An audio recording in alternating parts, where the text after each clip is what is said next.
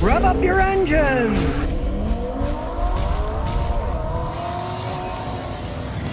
Well, old Elon's at it again. He's talking about a Cybertruck, and he says he's going to make it next year, 2023. It's 2022 now, at least when I made this video, right? Guess what? He says it's going to float like a boat.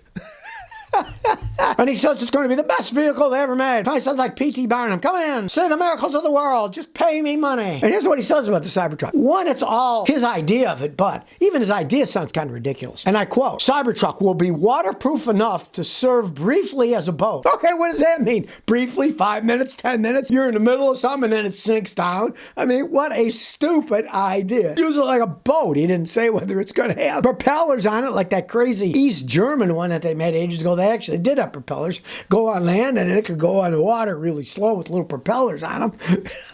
I guess he thinks you can just spin the tires and that'll move it forward, right? Briefly as a boat. How briefly? Well, we don't know. And it is an electric vehicle, so water and electricity certainly don't go together all that well. Here's the rest of his quote. It can serve briefly as a boat, so it can cross rivers, lakes, and even seas that aren't too choppy.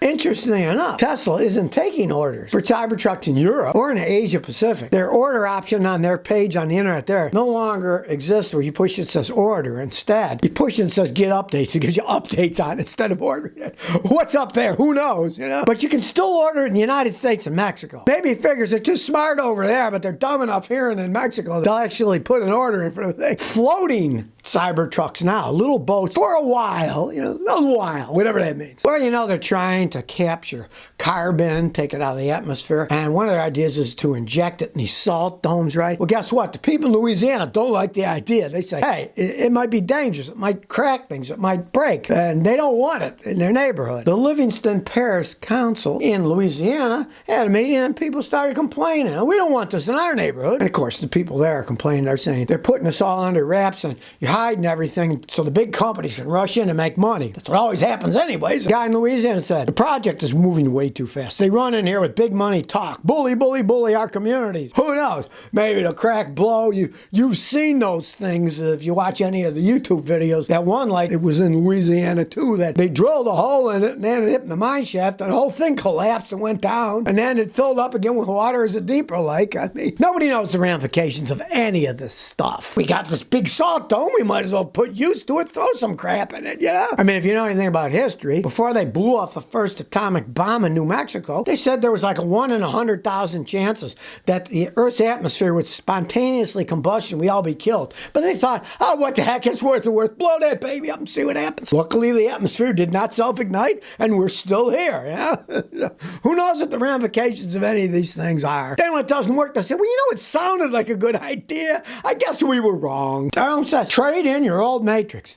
No, why would I? It's got less than 100,000 miles on it. I've seen those things with 400, 500,000 miles on them. It's got tons of life left. It got 37 miles a gallon driving from Tennessee to Rhode Island. Why would I get rid of it? It still looks good. I don't drive on salt roads in the winter, so it doesn't get all eaten up like all the other vehicles do. If I stayed in Rhode Island all winter, it would be destroyed. It would all be eaten up, and then you'd have to get another car because the salt water, even though the frame won't rot because it's sealed correctly by Toyota, control arms, the brakes, everything's going to rust from the salt on it. My son's Corolla, this thing's only like 4.5 years old. Had to replace the brake rotors on them because they had rotted and rusted and they made all kinds of noise and they vibrated because it's just here in the salt in the winter that they put on the roads and it destroys them. And mine isn't, so I'm not going to. And I'd never trade in a car. Trade in. I'm not going to buy a new car. That's stupid. You're throwing your money away buying a new car. There's so many deals out there eventually. Today, yeah, the prices are too high. But they'll come down when a recession comes. People selling cars that they owe on and they get them repoed and then they're loaded with cars that they can't sell. Prices will come down. It's just a matter of time. Jason Richards says, what's up with the 2017 Camry lock actuators? For some weird reason, the Camrys have always had a history of door lock actuator problems. You go back 2.5 decades ago, they had them where they were freezing, melting in place, and people couldn't get out of their cars unless they climbed out the windows because they couldn't get out the doors. 2017, same thing. Some of the RAV4s too. They just made cheap door actuators and they burn out. My advice is this. If you're going to replace them, I mean, you can live without power door locks, use them manually, but if you got to have them, use a company like Dorman. They make aftermarket door actuators and they're better made made than the Toyota ones were. For some reason, Toyota screwed up on the actuators of those, and they just burn out because they're not made correctly. People look at all the recalls Toyota do on the fuel pumps, right? Now, they didn't make the fuel pumps. They got them from Denso. They have Denso pumps. They didn't build those pumps, but they had to recall the cars because the pumps weren't good. Same thing with those actuators. Of course, they're never going to recall it for door actuators. They won't say that that's a safety item or whatever, so they just leave that alone, but they were poorly made. Dr. West says, I got an Nissan Frontier 2004 automatic. 400,000 kilometers, still runs great, but a slight blow-by. What should I do? Add oil as it blows by. The only thing you can do is rebuild the engine. It's not worth doing. A lot of guys don't even know how to rebuild engines anymore. Old guys like me have retired, and then the young guys, they don't rebuild engines. The engines are too complex. They cost too much money. No one wants to pay the correct amount to rebuild them, so boom, there it goes. You pay a bunch of money, thousands, you get it back, and it never runs right. I see that all the time now. People bring me cars and say, oh, I had this thing rebuilt 6 months ago. And I say, well, the guy did a crappy job, you know? You see that all the time. So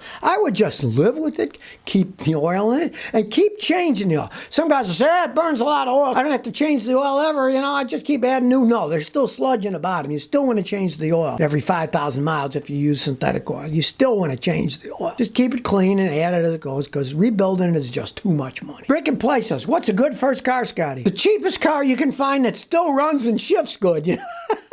First cars, generally people are like, beggars can't be choosers. I had an Opel as my first car. I paid $550 for it, drove the heck out of it. And, you know, it was a German car. Strange, yeah, right? Opel. But it ran a long time, got phenomenal gas mileage, right? If you could find like a Toyota Corolla or a Honda Civic, they're great little cars for a first car. If you can find one, if you like a little bit nicer car, I'd say Toyota Camry or Honda Accord. Those are really nice cars. You're going to pay quite a bit more for them, but those are great cars. Depends on what you're going to find. The only problem now, the prices are still pretty high. It's not a great time to buy a first car. Maybe if you're tight for money, go to estate sales and stuff. Maybe they got a Buick, not the greatest cars in the world, but maybe they got a Buick on an old person. They're having an estate sale. They're gone. They've passed on. Maybe they got a Buick that's only got 20,000 miles. It's still going to run with low mileage like that. Maybe you could find something like that. Eric Nickerson says, what's the difference between premium and regular fuel? It's called octane rating. The higher the octane rating, the more compression the gasoline can take before it self-ignites. So, back in the day, the big expensive cars had high compression racing engines. They had to use high octane fuel. The regular octane fuel, it explodes under less pressure. So, in a high compression engine, you'd get engine knock. You know, if you step on your gas, you hear knock, knock, knock, knock, and it's because the gasoline wasn't good enough for the engine. Now, today, most cars are made to run on regular fuel, and they'll run perfectly fine. You don't need to waste your money on premium fuel. It's a higher octane rating. Some cars still say, you must use high test gas, la, la, la, la. But even a high-end cars these days will generally run on any gasoline. You'll lose a little horsepower. Like if you get a Ford Mustang EcoBoost, it's got the 4-cylinder engine, but it's all souped up to put out 300-something horsepower. They say, running on premium, you get 320 horsepower or whatever. And if you're running on regular, you'll only get 290 or something. You still got a lot of horsepower. It'll run okay. Because the modern computer systems can go for the differences. In most cases, buying premium gas in a modern car, you're wasting your money. It's a higher octane rating that you do not need. Jeffrey Raleigh says, is there really any difference between oil filter brands? I don't know what to believe. Well, there is, but most of it is the difference between the economy filters in the same company and the premium ones. I'll give you an example. It's hilarious. You really would have to research it all, which of course I have because I've been working on it for ages. Take like Mobil 1, okay? Mobil 1 does not make oil filters. A lot of companies do not make their own filters. They just buy them from another company. The cheap Fram filters are just that. They're cheap, but they also make high, expensive ones, which have better gaskets, better valves, and a lot of them have synthetic filtration medium, and they can filter longer. Look at the cheap filters. Look at the box. It'll say good for 3,000 miles. Look at the box of the premium ones. It'll usually say 10,000 miles. So, if you're going to change your oil less frequently, you want a quality filter. Of course, they rip you off the auto parts stores, right? They'll have the cheap ones for $3.50, and then they'll want $12 for the expensive ones. Do like I do. Go to Amazon. Find the quality ones.